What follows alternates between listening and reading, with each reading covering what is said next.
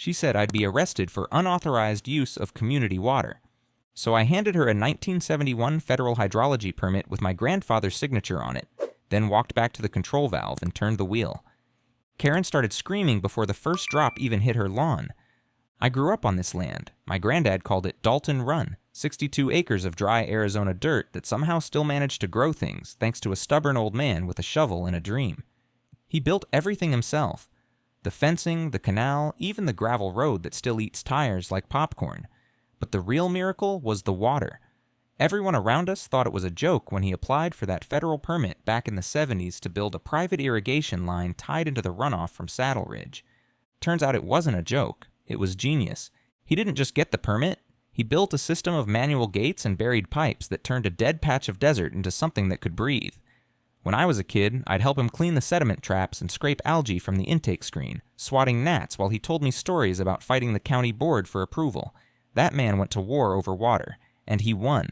I left for college out of state, worked construction, bounced around a bit, but when my mom got sick, I came back. After she passed, I just stayed. At first, it was supposed to be temporary, but then I walked the old line from the intake box near the ridge down through the cottonwoods past the trickle channel where the quail nest every spring, and I felt something settle inside me, like I belonged here more than I ever did anywhere else. So I took over the place, not as a farmer exactly. I'm a hydrology consultant. I help small counties and water districts track and restore flow systems. But on evenings and weekends, I'm just a guy with muddy boots and cracked knuckles, checking gauges and cleaning culverts. I kept the line alive, not because it's profitable, but because it matters. The land matters. I married Naomi a few years back. She's a middle school teacher with a no-bullshit filter that can spot drama from a mile away. Somehow, she still fell for me. We've got a daughter, Lily. She's 9, quiet, sharp as a tack, and completely in love with the creek that runs through the edge of our property. She named it Cricket Water when she was 5 because of the sound it makes at night. That little stretch of clear flow is her favorite place in the world. It's not just ours, though. For decades, the water from our line supported 5 families downstream. We all worked it out, neighbor to neighbor. No lawyers, no drama, just flow logs, clean gates, and common sense. And then came Riverwalk Bluffs. You ever seen those fake stucco mansions they slap onto hillsides and call it luxury living? That's what they built just above the far end of our line. 38 homes, identical mailboxes, fake grass, and shiny SUVs parked diagonally like they're too good for the curb. At first, I didn't think much of it, just more people with more money and zero clue how water works in the desert. I figured we'd be fine. Our system was old but solid. The permit was rock tight. But that was before Karen. Karen Winslow, president of the Riverwalk HOA, moved in like a queen bee scouting a new hive. Blonde bob, perfect tennis outfits, and the kind of clipped smile that makes your skin itch. She showed up on our property one morning with a clipboard and said she wanted to inspect shared infrastructure. I told her, politely, that nothing on this land was shared. She said, well, we'll just see about that. I didn't think she meant it. I really didn't. But I was about to learn the hard way what happens when someone like Karen decides your land is in the way of her vision board. The first time I realized something was off, I was fixing the intake grate up near the ridge.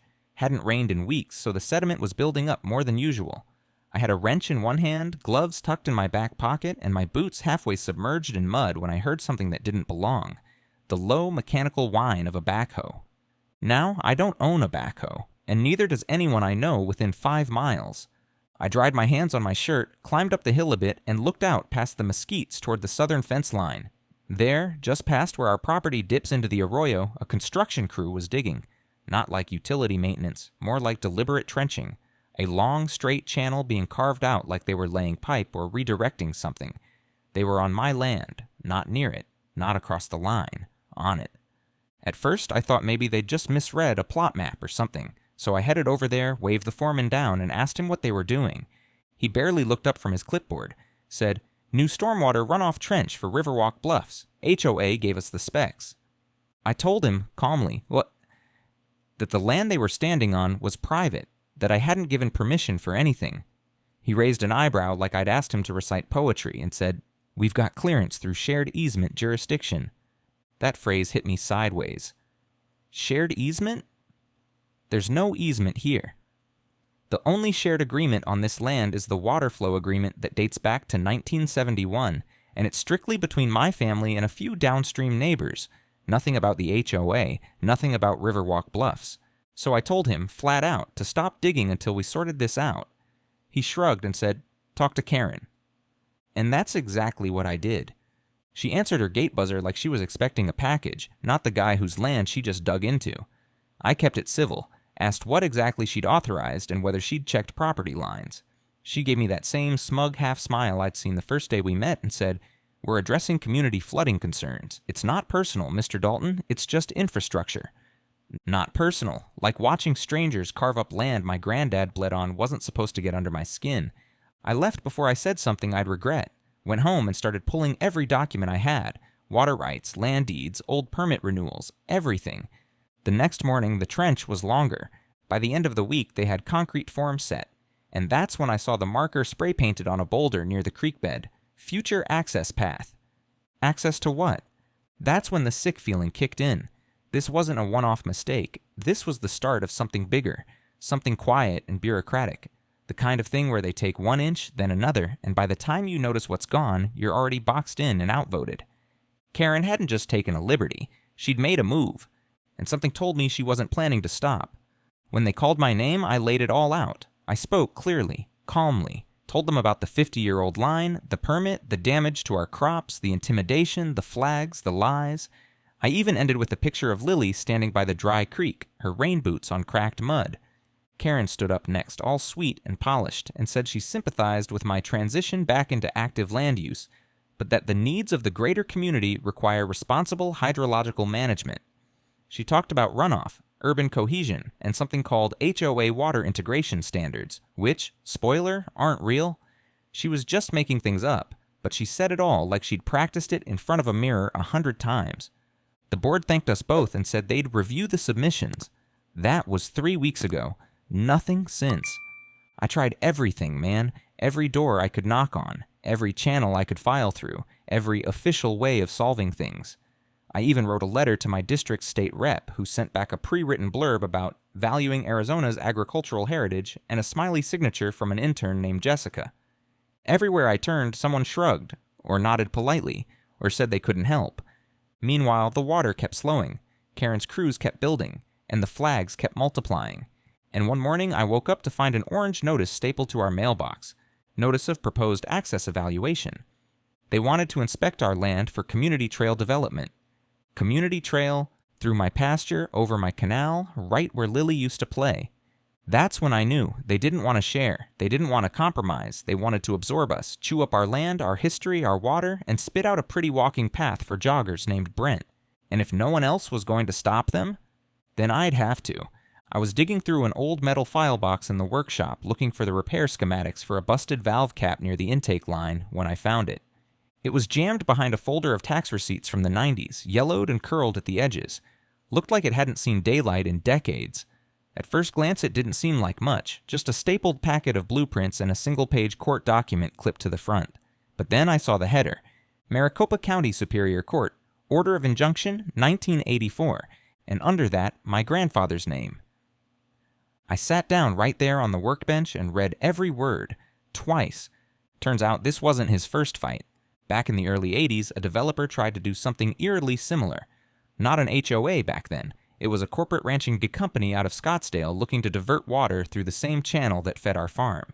They filed for a zoning change, laid out a fancy plan for community access, and tried to pressure the county into letting them build a public access utility corridor through our land.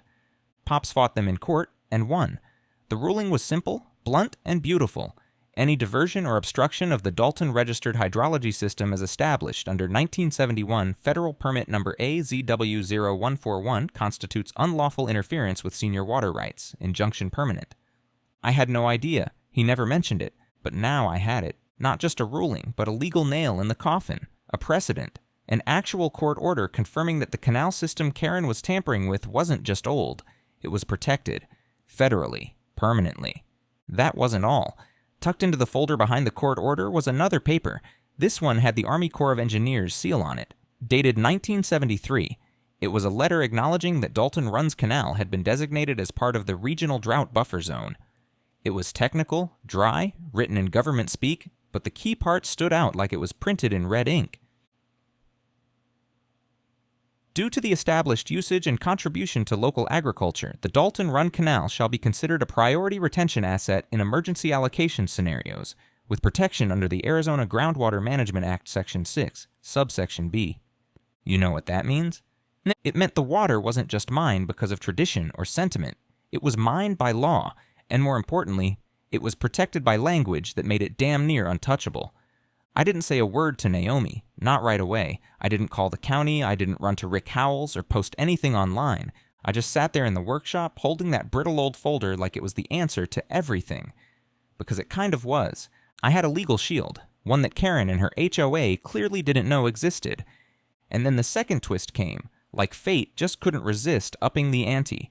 I was showing the documents to Tom, explaining what I'd found, when he scratched his chin and said, "You ought to talk to Rachel Grant." I knew the name. She worked for the local Land and Water Division, a sharp young attorney who'd recently made waves blocking a condo development that tried to pave over a protected riparian area. She'd gone up against the state board and won. So I reached out. She called me back that same day, came out to the property the next morning with a coffee in one hand and a binder already halfway full of notes. Rachel wasn't like the others. She didn't talk in circles or tell me to be patient. She flipped through the documents with this slow, calculating look on her face, then said, "Reed, this isn't just some old permit. This is a hydrological enforcement hook. If we verify this with the Corps and tie it to current diversion activity, it triggers federal protection." Then she said the magic words. "This isn't civil anymore. This might be criminal." Criminal. I hadn't even let myself think in those terms. But the deeper she dug, the worse it got for Karen. Because apparently Riverwalk Bluffs had never filed a hydrological impact review before beginning construction. No studies, no federal notifications, no assessments. They diverted water across a protected channel without clearance. That's not just shady, that's a federal environmental violation. If the EPA got wind of this, and Rachel said they would, it could trigger a full-blown investigation.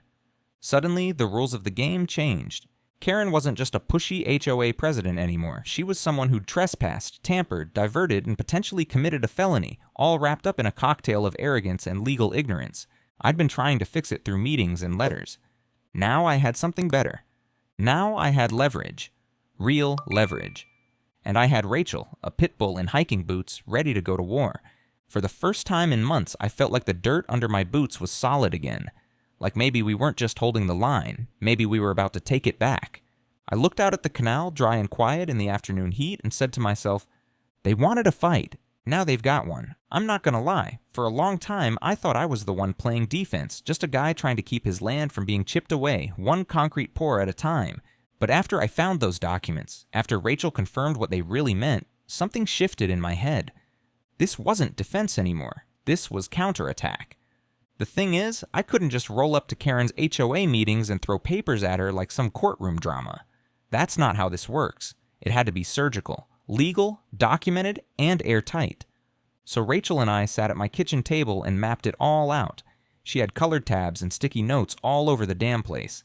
I had coffee, headache meds, and a pile of old topography maps from the 70s. Our first step was to get the Army Corps to acknowledge the permit. That took some wrangling, a few calls to an office in Albuquerque, and Rachel cashing in a favor from a contact who worked compliance out of Tucson. 2 weeks later, we had it in writing. Confirmation that the Dalton Run Canal System, as documented under permit AZW-0141, still held valid federal standing due to its inclusion in a registered drought buffer. That was the first domino. Then Rachel filed an official complaint with the EPA, not just about the diversion itself, but about the lack of environmental review, the trench cut across protected terrain, and the fact that the HOA's storm runoff basin was being illegally fed with water, redirected from a federally protected flow system. She even pulled satellite images showing the change over time. Side-by-side photos from 5 years ago and today, clearly showing the shift in flow direction. That right there was damning. Meanwhile, I got to work documenting everything. I bought 2 new trail cams and strapped them to cottonwoods overlooking the trench site. I took water samples every morning from 3 points along the canal, upper intake, mid-run, and the dead zone below Karen's concrete pipe. I even bought a new drone. Naomi wasn't thrilled about the price tag, but when she saw what it captured, the bright white pipe, the unnatural curve of the basin, the dried-up bed below it, she stopped asking questions. Tom helped me install a new flow meter just below the spill gate, a real one, industrial grade. It gave us exact volume stats, how much was supposed to flow and how much was actually getting through. The difference? Massive. Then came the reports. Rachel compiled everything: photos, maps, water readings, drone footage, the court injunction from '84, the Army Corps letter, statements from the neighbors. She even included a brief showing how Riverwalk Bluffs had benefited financially from the diverted water, since their property value projections included enhanced community water features tied directly to runoff that used to pass through my line. That, according to her, might fall under wire fraud if they used those projections in lending paperwork. Karen wasn't just overstepping. She might have built her little HOA kingdom on actual federal crimes. The next thing I noticed was the water pressure. Not gone, not bone dry, but off. We'd had a light storm roll through, and the canal should have been running full. Instead, the flow gate I opened near the chicken coop hissed and sputtered like it was out of breath. I hiked the line like I'd done 100 times before. About halfway up, where the channel curves along the rock shelf near the ridge, I found it, a new concrete culvert, clean and sharp like it had just been poured. And running right through it, a thick black pipe slicing across my channel like a bone through muscle. It was redirecting runoff from Saddle Ridge, water that legally passed through my intake, straight into a storm drain that fed Riverwalk Bluffs' retention basin. The same HOA that claimed they were addressing community flooding concerns had just siphoned water out of my system before it could even reach my gate. I stood there a while, staring at it, not moving, just listening to the gurgle of stolen water. I sent photos to the county water board, called 3 times, left 2 voicemails, no response. A week later, I got a letter, not from the county, a term from Karen. A cease and desist, printed on thick cream paper with the Riverwalk Bluffs logo embossed at the top. It said I was tampering with shared community infrastructure, that I was violating HOA-adjacent water protocols, and, my favorite part, jeopardizing the ecological balance of the development. I didn't even know what the hell HOA-adjacent meant.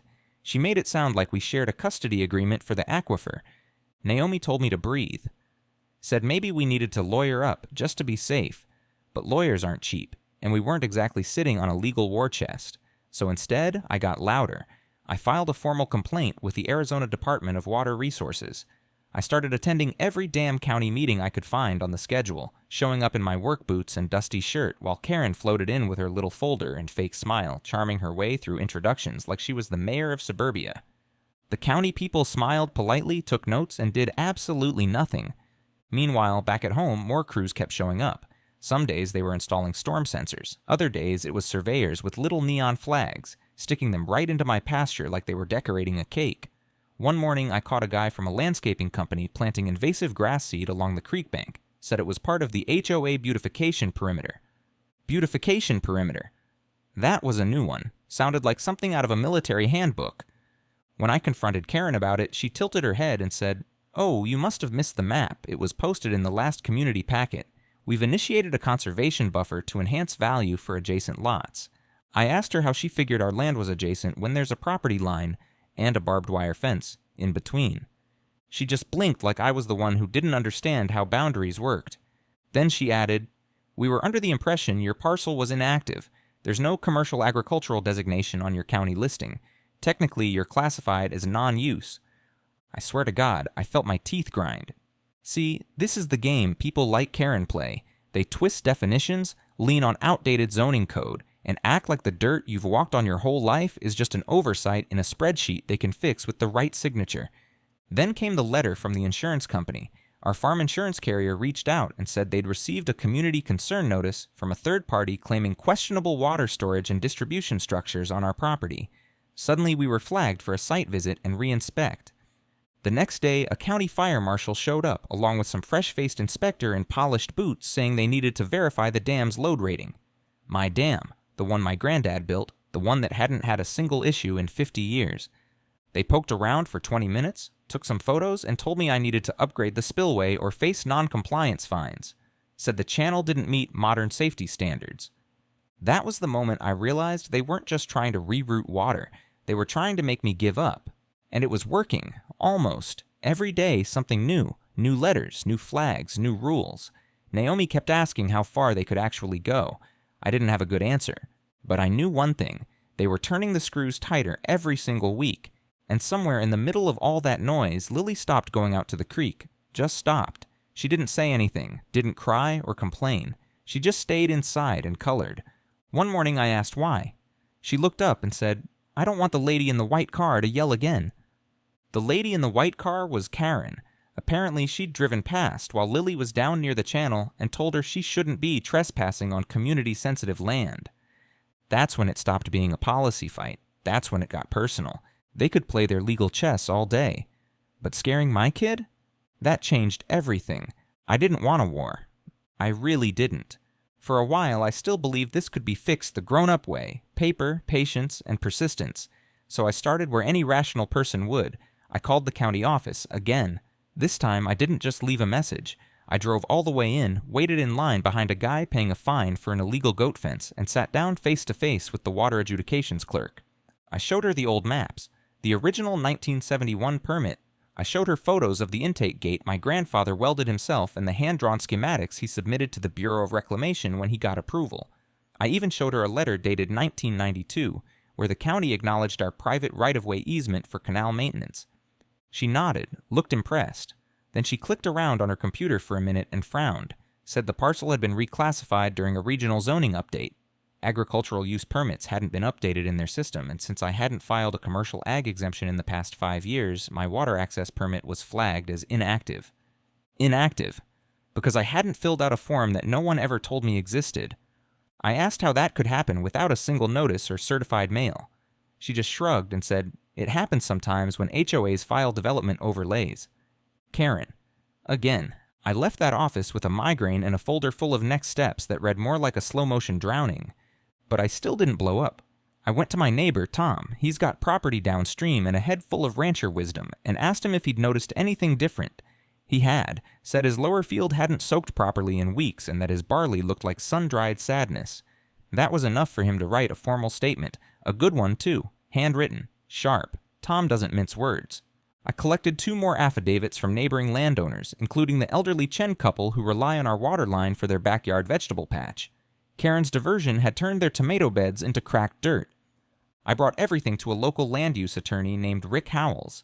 He looked like someone who hadn't smiled since Y2K, but he knew water law, and more importantly, he listened. After 2 hours and 1 very bad coffee, he told me I had a case. A strong one, but it wouldn't be fast. Turns out, to fight a development overlay backed by an HOA, you've got to wade through layers. There's the county zoning board, then state water use policy, and then, depending on the age of the permit, you might even be looking at federal jurisdiction under old watershed statutes. I asked how long that'd take. He gave me a look like I'd asked how many stars were in the sky and said, anywhere between 6 months and 5 years. He also wanted $20,000 up front. So number, that wasn't happening. Not unless I sold half the land to pay him to help me keep the other half. Naomi wanted me to go to the press, tell our story. She said people needed to hear it, not just about the water, but about how someone like Karen could twist a system that was never meant to protect people like her in the first place. I tried. I contacted 3 local news outlets. The first one ghosted me. The second said they don't typically cover utility disputes. The third, they actually ran something. A short piece in the back of the local Sunday edition titled Irrigation Quarrel Brews in Shadow of Luxury Community. They quoted Karen. Of course they did. She said she was deeply concerned about illegal water usage and that certain individuals were undermining community cohesion through outdated and unpermitted infrastructure. They even printed a photo of the runoff basin, made it look like some pristine oasis instead of the hollow pit she stole from my flow path. After that, I filed a complaint with the Arizona Department of Environmental Quality. I figured maybe they'd take issue with an HOA rerouting water without so much as a permit application.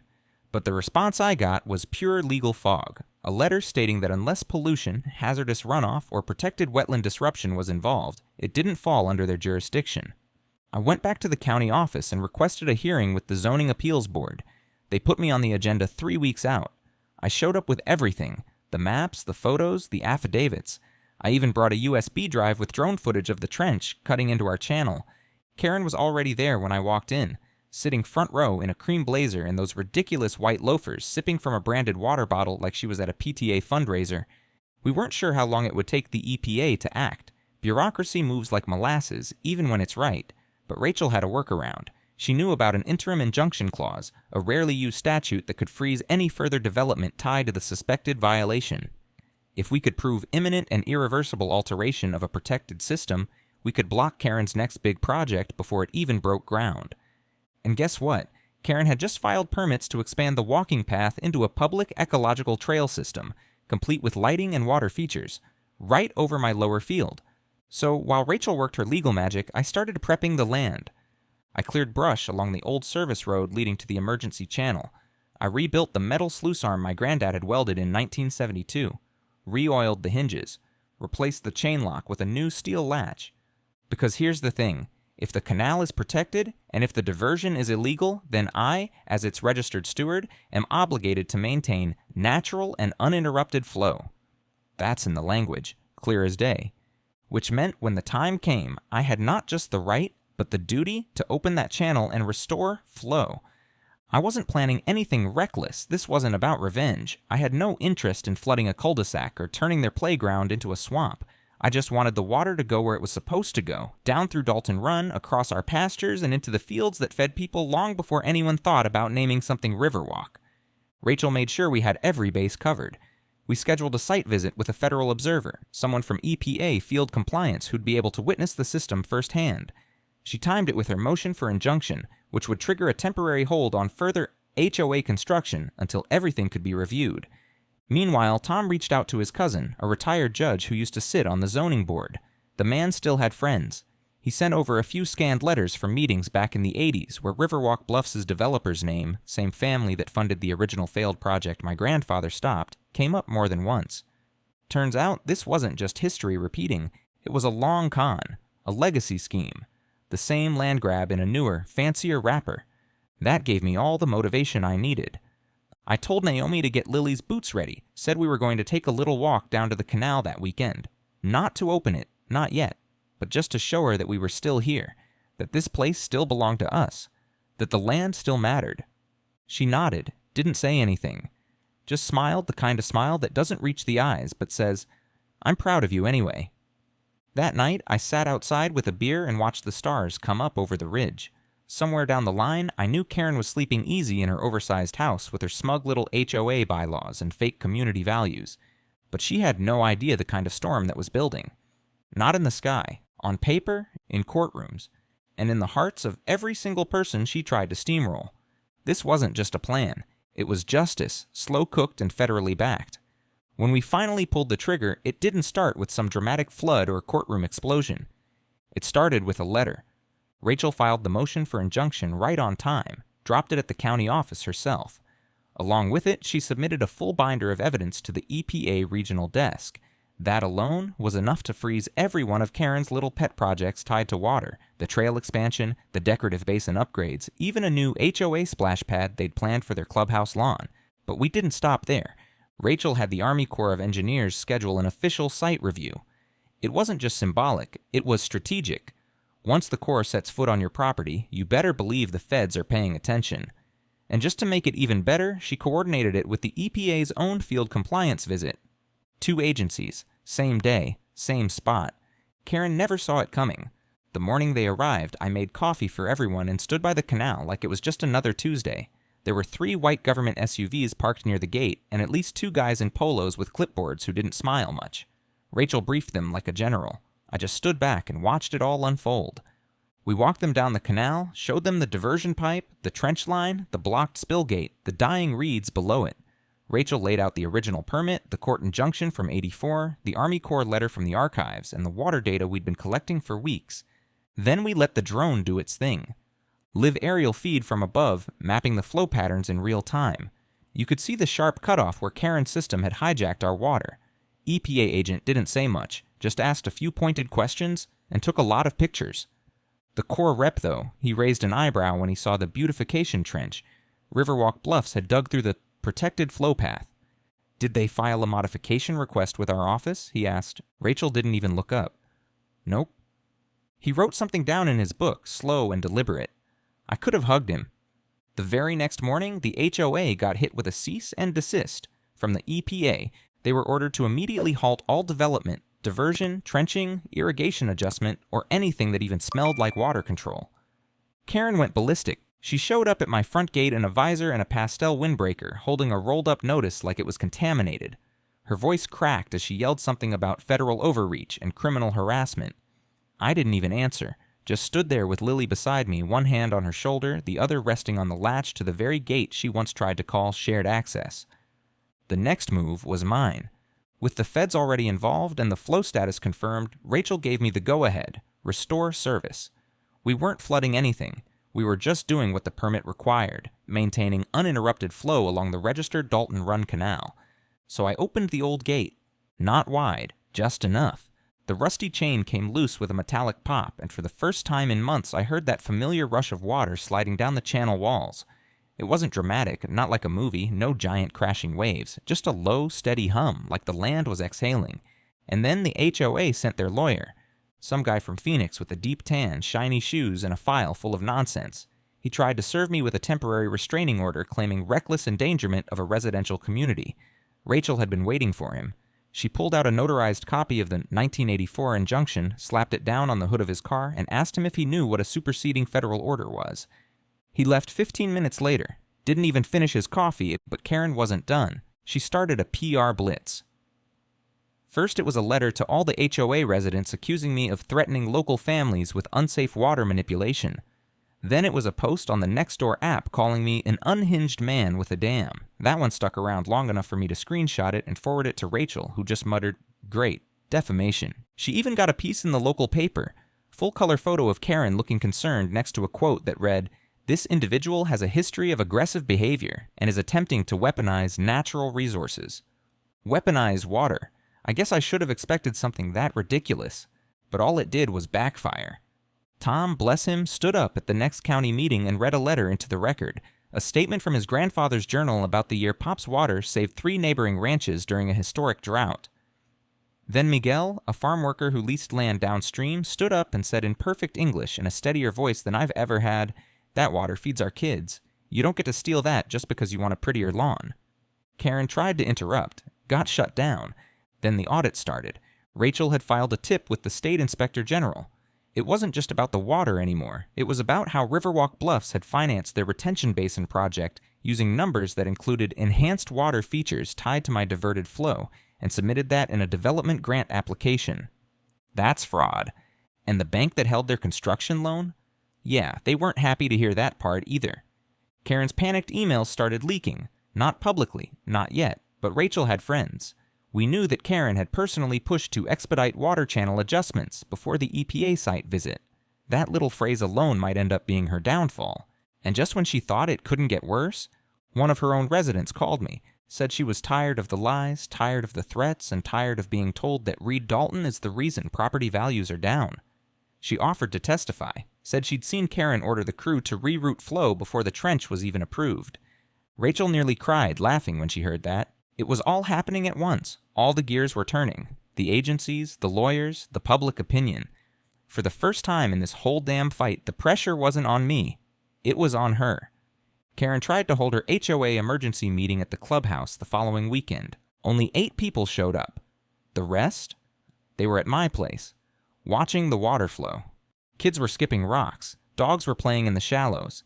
Naomi brought out lemonade. And Lily? She ran straight down to cricket water, kicked off her shoes, and stood ankle deep, arms out like a scarecrow, laughing for the first time in weeks. I didn't say anything. Didn't need to. Because sometimes the loudest counterattack is the quiet return of something that was never hers to begin with. And I wasn't done yet. It all came crashing down at the town hall. Not literally, the building's still standing. But what happened inside? That was the moment everything turned. The gloves came off, the mask slipped, and Karen Winslow finally ran out of places to hide. The meeting was supposed to be about proposed green space zoning. Nothing exciting. Just one of those dull municipal meetings where people nod politely and pretend to care about shrubbery placement. But Rachel had timed it perfectly. She'd requested an agenda amendment under the Public Infrastructure Conflicts Clause. That let her present our case with supporting documentation as part of the public record. Karen didn't know it was coming. She was sitting 3 rows back, in a cream blouse, hair ironed flat like always, flipping through a folder like she was reviewing brunch reservations. Her lawyer wasn't with her. Probably figured this was just another bump in the road. Then Rachel stood up, calm, steady, and she started laying it all out, not like a lawyer, but like a neighbor, finally telling the truth everyone's been pretending not to see. She talked about the original 1971 permit, the court injunction from 1984, the federal drought buffer designation, the illegal trenching, the unpermitted diversion, the EPA cease and desist, the Army Corps letter, the satellite imagery, the drone footage, the financial disclosures in the HOA grant application, the inflated property assessments tied to water features that weren't legal, and then the kicker, a sworn affidavit from a Riverwalk Bluffs resident stating that Karen had knowingly ordered construction on protected land and falsified easement documentation to justify it. You could have heard a pin drop. Then Rachel said, very clearly, at minimum, we're looking at environmental violations, fraud, and perjury. At most, racketeering and conspiracy to commit federal resource misallocation. The mayor leaned forward and asked, "Are you submitting this for referral to the state attorney general's office?" Rachel just nodded. "Already have." Karen stood up, slowly, like she still thought she could control the room with posture alone. She started talking, something about misunderstanding, community needs, the greater good. She tried to shift the narrative back to concern for families and public safety and unfortunate miscommunication. But nobody was listening anymore, because while she was spinning words, Rachel handed the mayor a flash drive with the recorded Nextdoor post, the one where Karen claimed I was using water flow as a tactical weapon. The same post she told the press didn't exist. Then came the photos, not mine, not Rachel's. These were screenshots from HOA board messages, leaked anonymously. You could see her instructing board members to contain the narrative, fast-track flow redirection, and my favorite, if we lose water access, we lose leverage. And that was it. One of the council members, an older guy named Jeff, who I'd seen at every fair and festival for the last 10 years, looked up from the documents, looked right at Karen, and said, "How long did you think you could get away with this?" She didn't answer, didn't have to, because right then 2 men in plain clothes stood up at the back of the room, badges on their belts. One of them said, "Karen Winslow, you need to come with us." She froze, just for a second, like maybe she thought it was a prank. Then she tried to laugh. "You're joking. This is absurd. This is a land use meeting." They weren't joking. They read her rights right there in front of everyone. Rachel didn't flinch. Naomi squeezed my hand. Lily, who I'd let come to her first grown-up meeting, just whispered, "Is that the lady with the loud car?" "Yeah, baby, that's her." Karen didn't go quietly, of course. There was yelling, threats, something about lawyers and defamation and how she built that community with her bare hands. But the moment the door closed behind her, the air in the room changed, like somebody had finally pulled a thorn out of the town's side. The next morning, the story was everywhere. HOA president arrested in federal water scheme. EPA confirms illegal diversion in Riverwalk Bluffs. Local landowner vindicated after year-long canal battle. The best one was from the public radio station. They ran a segment called "The Water Fought Back." Rachel called it cheesy. I called it perfect. But it wasn't just headlines. People started talking. Farmers came by the house to shake my hand. Parents from Riverwalk emailed us apologies. One woman, an HOA member, showed up with a pie and said, "I didn't know the whole story. I'm sorry." That meant more than I expected. The pressure flipped. Karen was no longer the authority. She was the example. A cautionary tale about what happens when you try to rewrite history and steal the roots of a place just because you think no one's paying attention. The canal flowed clean. The birds came back. Mrs. Chen planted new rows of vegetables with her grandson. Tom's barley sprouted better than it had in years. And on a quiet morning, a reporter asked me, "Do you feel like you won?"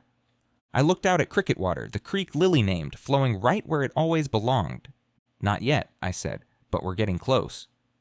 Sometimes I walk down to the canal in the early morning, coffee in hand, and just stand there while the sun comes up over the ridge. The water's quieter now, not because it's slower, but because it finally feels like it's supposed to be here, like the land's breathing right again. Lily painted a little sign and nailed it to a post by the bank. "Cricket Water, home forever." She added a smiley face next to it that kind of looks like a potato, but I haven't told her that. Naomi cried when she saw it. Not loud sobbing or anything, just that kind of quiet shoulder shake cry where you know it's not about the sign, it's about everything that came before it. Rachel still checks in now and then. She's working another case out near Buckeye, something about illegal fill dirt, but every time she swings by, she says the same thing. Your granddad would have raised hell if he'd seen what they tried to pull. I tell her he probably would have thrown a shovel through Karen's windshield. Karen.